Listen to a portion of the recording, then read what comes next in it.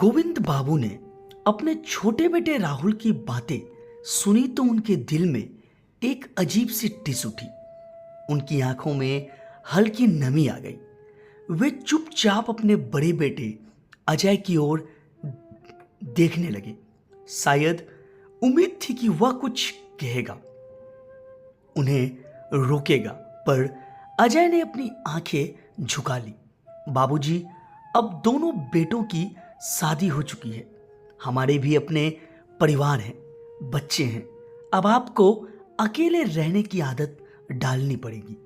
हम आपको और संभाल नहीं सकते। राहुल के ये शब्द उनके दिल को बिध गए।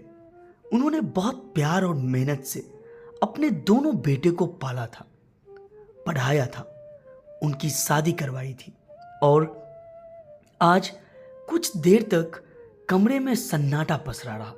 फिर गोविंद बाबू ने एक गहरी सांस ली और भारी आवाज में बोले, तो अब मैं बोझ बन गया हूं। गोविंद बाबू की आंखों के सामने पुरानी यादें घूमने लगी।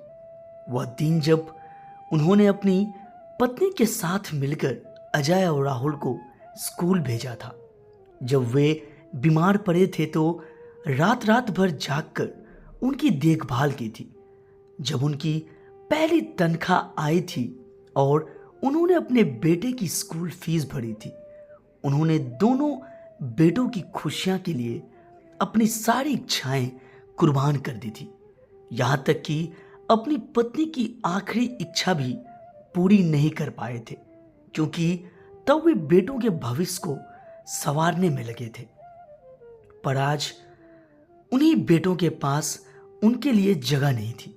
उन्होंने एक बार फिर बड़े बेटे अजय की ओर देखा, लेकिन उसने नजरें फेर ली। बाबूजी, बात यह नहीं है कि आप बोझ हैं, लेकिन अब परिस्थितियां बदल गई हैं।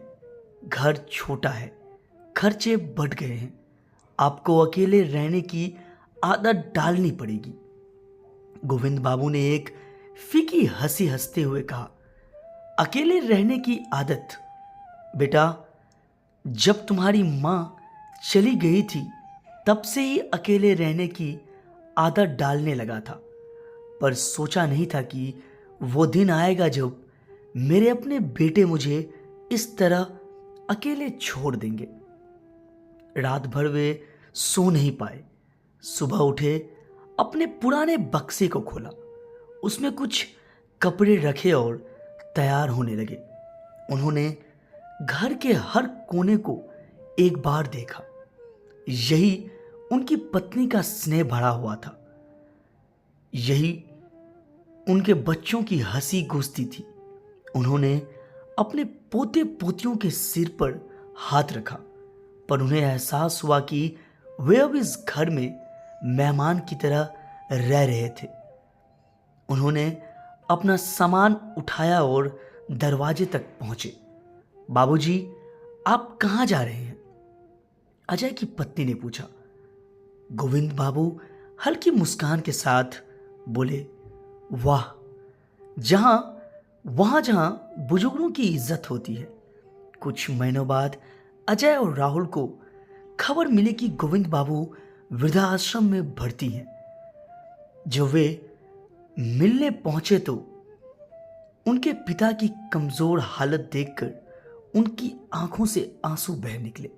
बाबूजी, हमें माफ कर दो, हमने गलत किया। गोविंद बाबू ने बस इतना कहा, बेटा, मैंने तो हमेशा तुम्हें माफ किया है, पर खुद को माफ नहीं कर पाया कि मैंने तुम्हारी परवरिश में कहां कमी छोड़ दी। इस घटना के बाद दोनों बेटे अपने पिता को वापस घर ले आए, पर गोविंद बाबू का दिल पहले जैसा न रहा। वे घर में रहकर भी अजनबी महसूस करने लगे। समय ने बहुत कुछ बदल दिया था, लेकिन उनकी आंखों में अब भी एक सवाल था, क्या हर माता पिता का अंत इसी तरह होता है? दोस्तों, अगर ये छोटी सी कहानी आपको अच्छी लगी हो तो प्लीज़ चैनल को लाइक और सब्सक्राइब जरूर करें कहानी सुनने के लिए। बहुत बहुत धन्यवाद।